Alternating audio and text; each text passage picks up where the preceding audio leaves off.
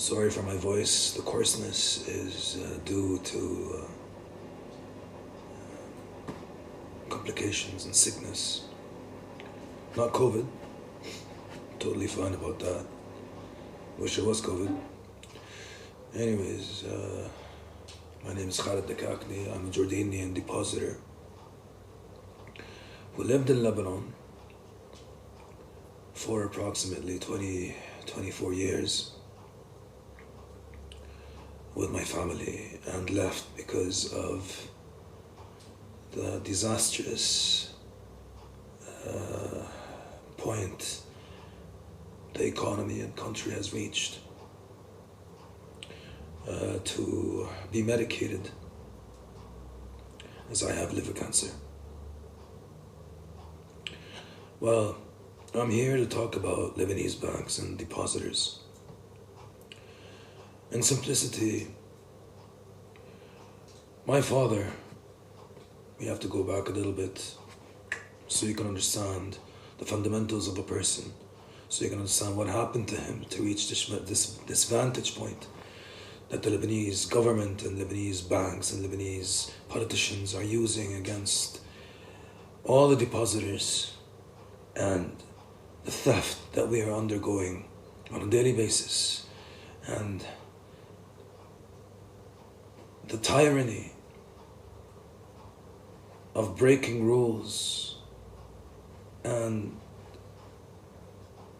the amount of misjustice being implemented in Lebanon by depositors, and these depositors, be it Arab, be it Lebanese, have a love towards Lebanon, but now it is lost forever.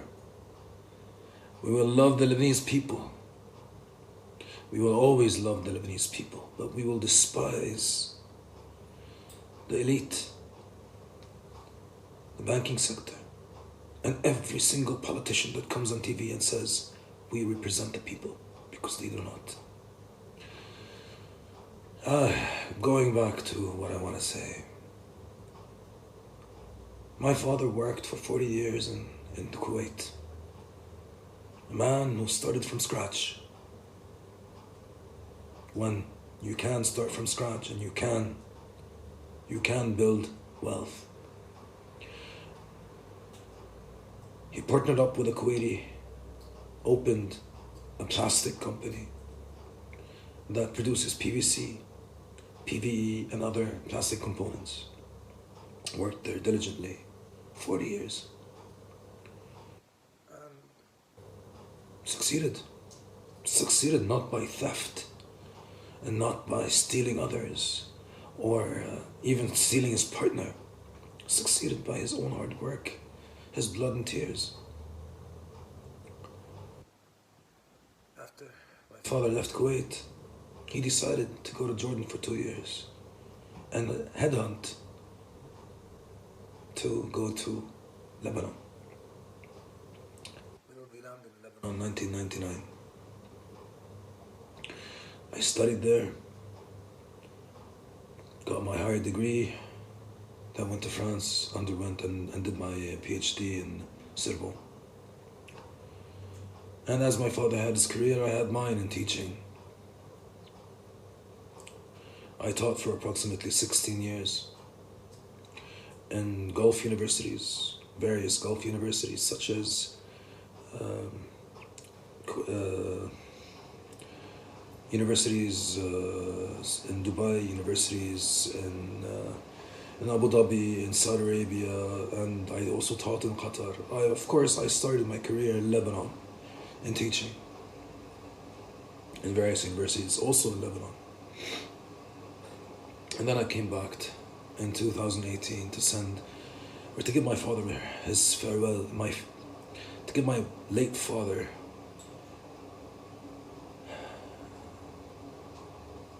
the farewell he needed before he left this earth. And ever since then, the money that we had in the banks has been held up hostage by various techniques, SGBL, Société Générale Banque de Lebanon, has been using with the bank manager, whose name is Alain Shqair, and the owner, who is one of the most despicable people on earth, and the board of directors of SGBL. The implementation of what's happening to us as Lebanese depositors, using 6 different platforms, implementing haircuts for 2.5 years and counting. The bank not paying us any kind of constitutional law. Even the parliament decreed a law that pays $10,000 for students studying abroad. They found ways not to pay. And students are living on the streets or just being stranded in those countries. I, as a person with liver cancer, also, the bank doesn't pay me anything. I reached out to different organizations, various organizations and various government organizations such as OFAC, such as Interpol, such as the EU Commission, and I've shared my story. I even reached out to Antonio Guterres, Secretary General, a negotiator with the IMF, comes out saying the depositor is the person involved and he has to be the person that has to take the biggest chunk. Or he has to be, or even the differentiating between a small depositor and a big depositor, a depositor with 100,000, depositor with 1 million, a depositor with 10 million, a depositor with 100 million.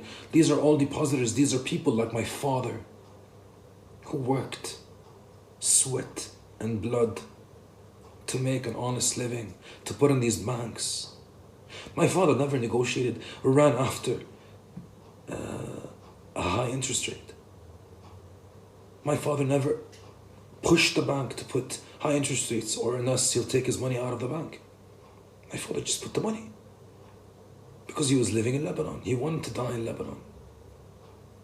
He loved that country. Like tens of thousands, if not hundreds of thousands of Arabs that lived in Lebanon for that reason. It wasn't a mistake. We paid our taxes. We paid our dues. We didn't steal. We just got money and we put it in banks. And that money is now locked and not allowed to be touched and differentiated from one person to another. While politically exposed people, parliament members, people who relate to the elite, the political elite, have taken out billion. Shocks us most is when you hear about a parliament member who has 120 or 180 million dollars being locked up by OFAC. How did you make that money? Where did you make it from? You're a parliament member.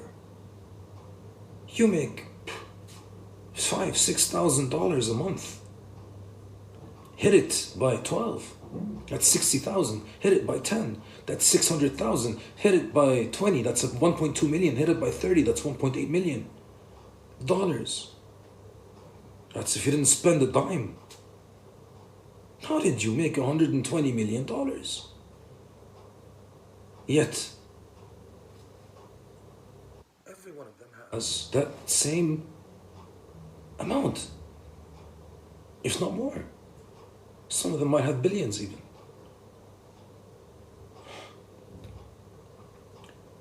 The injustice that's happening to Lebanon has to be understood. The hard-working Lebanese, be it a small depositor or a large depositor, have put that money on the instigation and on the understanding that there is justice that will be given.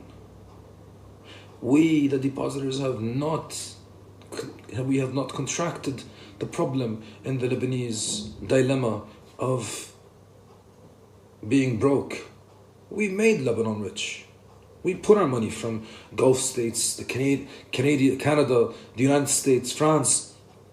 Lebanese expatriates and Lebanese living inside of Lebanon have made money.